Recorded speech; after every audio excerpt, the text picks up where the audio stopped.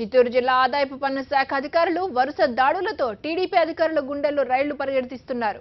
ఆ మధ్య ఎమ్మెల్యే అమర్నాథ్ రెడ్డి అనుచరురాలు పెద్ద పంజాని జెడ్పీటీసీ సులోచన ఇంటిపై దాడి చేసిన అధికారులు ఇప్పుడు పలమనేరు టీడీపీ నియోజకవర్గ కన్వీనర్ సుభాష్ చంద్రబోస్ ని టార్గెట్ చేశారు.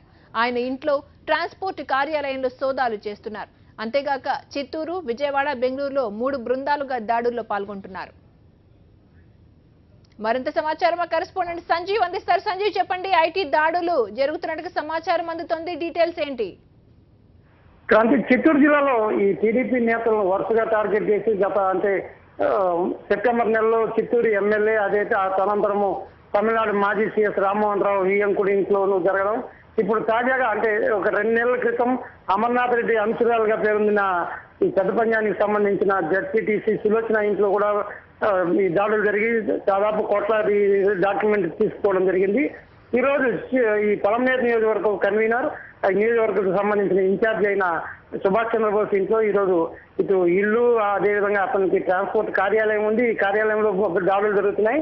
బెంగళూరు, చెన్నై, అదేవిధంగా విజయవాడ, చిత్తూరుకు సంబంధించిన ఐటీ అధికారులు ఈ దాడుల్లో పాల్గొంటున్నారు.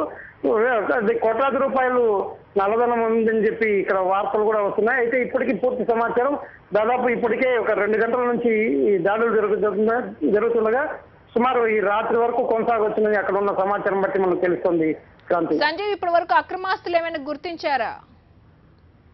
గతంలో ఈ క్రాంతి ఇక్కడ మనం చూస్తే ఇక్కడ ఏపీకి సంబంధించిన ఐటీ అధికారులు వస్తే వెంటనే ప్రకటించడం జరుగుతుంది. బయట నుంచి వచ్చిన ఐటీ అధికారులు మాత్రం తిరిగి వారి ప్రాంతాల కంటే వాళ్ళ ఆఫీస్ కార్యాలయం ఎక్కడ ఉంటుందో అక్కడికి వెళ్ళి అనౌన్స్ చేయడం జరుగుతుంది. గతంలో కూడా చిత్తూరు ఎమ్మెల్యే ఇంట్లో ఐటీ దాడులు జరిగినప్పుడు వాళ్ళు ఇక్కడ ఏమీ ప్రకటించకపోగా బెంగళూరుకి వెళ్ళి అక్కడ 273 కోట్ల రూపాయలు సీజ్ చేసినట్టు అక్కడ ప్రకటించడం జరిగింది. అదేవిధంగా ఇప్పుడు ఇక్కడ 3 రాష్ట్రాలకు సంబంధించిన వాళ్ళు ఈ ఐటీ దాడుల్లో పాల్గొనడంతో ఏం జరుగుతుందో తెలియని పరిస్థితి